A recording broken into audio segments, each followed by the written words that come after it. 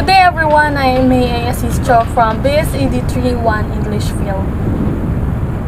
I will discuss the Aristotelian vision of tragedy in South Korean film Train to Busan. Train to Busan is a film directed by Yeon Sang-ho. It was a horror action film consisting of 118 minutes. A man, or the protagonist, his daughter and other passengers become trapped on a speeding train during a zombie outbreak in South Korea. Life or death survival in train bound to Busan. A divorced man, Sokro, is always kept up at work, leaving no time to spare with his daughter Suan. He offers to take her on a train to see her mother in Busan. However, as the train departs, an abnormal virus spreads from a girl who is infected, and people start to transform to zombies. Keep watching and listening as we rode the train of emotions with Train to Busan. In this discussion, we are going to answer the following question related to the film Train to Busan. Is the Aristotelian vision of tragedy is present in the film? Who are the tragic heroes? Does the film comply to the 6 formative elements of tragedy? Based on Aristotle, a tragedy should be inclined with his perception of the theory of catharsis. There should be a release of emotion, the feeling of cathartic elements such as blissfulness, anguish, hatred, and rage. First of all, we will take a look if the film has a 6th element of tragedy. In Aristotelian vision, there are 6 formative elements of tragedy, namely spectacle, character, thought, plot, song, and diction. First, we are going to tackle about the mode of the film, or the spectacle. The spectacle is one of the 6 components of tragedy, occupying the category of the mode of imitation. It includes all aspects of the tragedy that contribute to its sensory effects: costumes, scenery, the gestures of the actors, the sound of the music, and the resonance of the actor's voice. This film mostly takes place on a high-speed train from Seoul. Yeon Sang-ho's previous works were mostly animated. In that passion, he tried to implement the animation aesthetics, particularly regarding the action scenes in Train to Busan.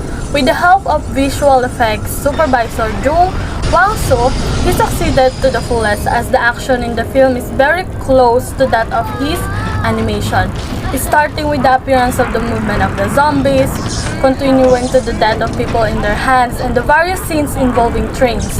The special effects are magnificent in their hyperbole, along with some stopping techniques in crucial scenes. Train to Busan is an audiovisual masterpiece. Thus, it is parallel to Aristotelian vision of tragedy, especially the massive wave of zombies, the bird's eye view type of photography, and minimal details that plastered shocks to the viewer, such as the following scene.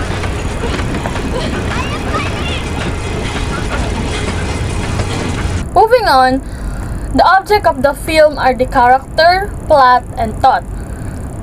The character are the ideal tragic hero, according to Aristotle, should be in the first place a man of eminence. The action of the eminent man would be serious, complete, and a certain magnitude. Further, the hero should not only be eminent but also basically a good man, though not absolutely virtuous. There are 2 types of character in the film. First, the antagonist of the film, which is not a tragic hero based on Aristotelian vision, and the protagonist, which is the tragic hero of the film. Initially, a bad man who comes to a bad end. This antagonist has a high profile in society. However, he is the antagonist of the film. It is morally good to teach the people about the karma, however, it is not moving. The catharsis feeling of satisfaction when the antagonist is gone is there. No matter what is his reason, the mere thing that he sacrificed the other people and his selfishness is beyond evil. The animus feeling exists while the screen shows this man. He is the antagonist that we never thought we could hate a movie character so much. In Train to Busan, the most significant danger derives not from the zombies, but from the other humans who are willing to kill everybody else in order to save their hide. Humans are the scarer, and this trait is chiefly represented by Young-suk and his entourage, who are willing to let everybody else die instead of allowing them to come to their safe place or the one of the wagons.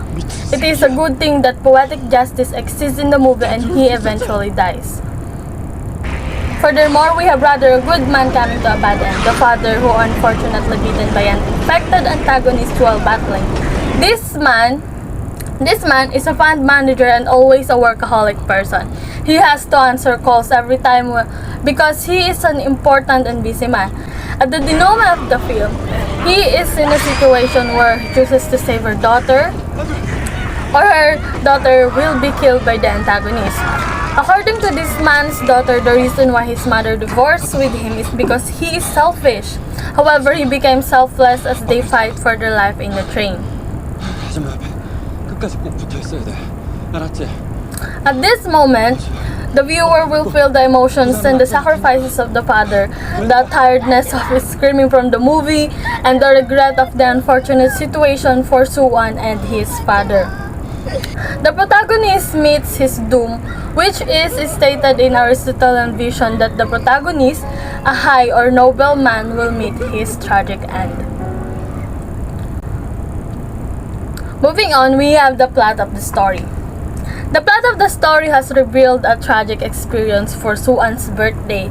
During the journey, the woman who was infected attacks the member of the train staff, and soon all the passengers in the car are attacked, turning into zombies. Soo-woo realizes that there is a zombie outbreak in South Korea, and together with the passenger Sang-hwa, who is traveling with his pregnant wife Song-kyung, they isolated the safe front cars from the infected ones. Along their journey, the non-infected passengers have to fight the zombies and the selfishness of their fellow human being, which is the antagonist, as I stated earlier. In the end, when Soo-woo pleads Seo-kyung to take care of his daughter and commits suicide by falling off the train to prevent others from getting beaten by him, out of plenty passengers of the train bound to Busan, finally there are only two survivors at the end of the black tunnel who walk through it and are spotted by soldiers. It was a tragic ending for them. Soo-won lost his father while Song-kyung lost her husband. All they had was each other and the chance to rebuild for the better future.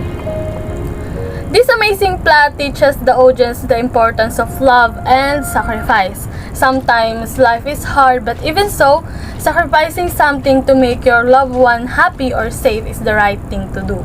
The plot has given a tragic ending for the heroes and mainly for the protagonist of the story, which is one of the standard of Aristotelian vision of tragedy. Amidst of all the sacrifices and hardship they have faced, they still didn't able to survive with their family. Further, the values put forward in the form of maxims and proverbs, the thought of the film. The survivors of the train to Busan are only so lucky because of the sacrifices of others, and the film is thematically stronger than your average zombie flick. In a way, it captures how panic can make monster of us all, and it is our responsibility to overcome that base instinct in times of crisis. The most obvious one is that of the contemporary world, where ambition is the most crucial ability in order for someone to ascend the ladder of the socio-economic environment. The zombie manifestations serve as the allegory of this world, where dog eat dogs is the rule. The separation of the passenger in the train, which leaves some safe in the protected wagon and the rest is struggling to survive, is an allegory regarding the gap between the rich and the poor. Additionally, the former are portrayed as people willing to do anything to protect their safe environment without caring the least of the lives of the have-nots. The fact that the protagonists have to give every inch of their power and even self-sacrifice to survive is an allegory of their class rebellion as the only way to achieve their goal of equality. Lastly, a message is presented when Soo-woo closes the door on Sang-hwa. People may have the instinct of self-preservation that extends to their family members, but they are a long way from extending it to their neighbors and other people in general. Lastly, the media of the film. Song and diction. Song. Music is described as an embellishment of language. The lines assigned to the chorus in a tragedy are usually conveyed in a song accompanied by rhythmical movement. At the end of the movie, Swan sing a song that saved them from the hands of the Busan's army. This song holds a powerful message at the end of the film.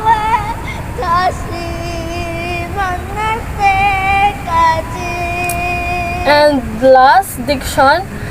Aristotelian vision of tragedy includes diction. Diction, by which he means, as has been already said, the expression of the meaning in words and its essence in the same both verse and prose.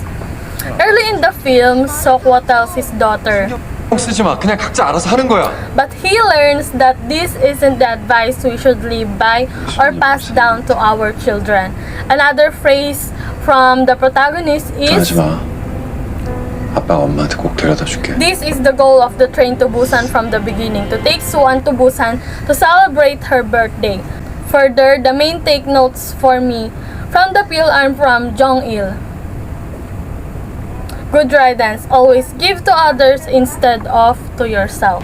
The sacrifices, suffering, and hardship that they had in just a small amount of time made the viewer realize the importance of empathy. The film leaves us life lessons through the words and expressions of the characters. First, help other as much as you can. Be appreciative. Do not be selfish, cause karma is real. Love and sing. Aristotle said, "Is the structure of the incidents, for tragedy is an imitation, not of men but of an action and of life, and life consists in action, and it ends is a mode of action, not a quality." Aristotle considered the plot to be the soul of the tragedy, with character in a second place. The goal of tragedy is not suffering but the knowledge that issues from it.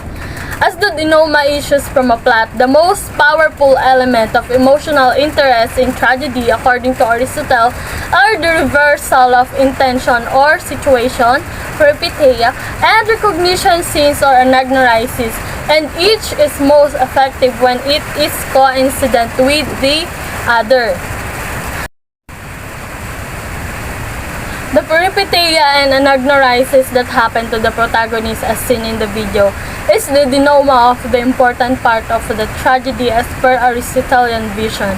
It is where the character realizes his mistakes, sins in his life, as well as the sudden turn of events at their most least expected times. The viewer might have expected just a machine scenes where the protagonist will save all of them. However, to make the scene more dramatic and heartfelt, the father sacrificed for her child. Clearly, The Train to Busan is a tragedy based on Aristotelian vision of tragedy. Plenty of people have watched these movies and said it is worth to watch. Now, to end this discussion, let me leave a question. What makes you a human? What would you do if you were caught in a situation where you need to choose save yourself or save other people?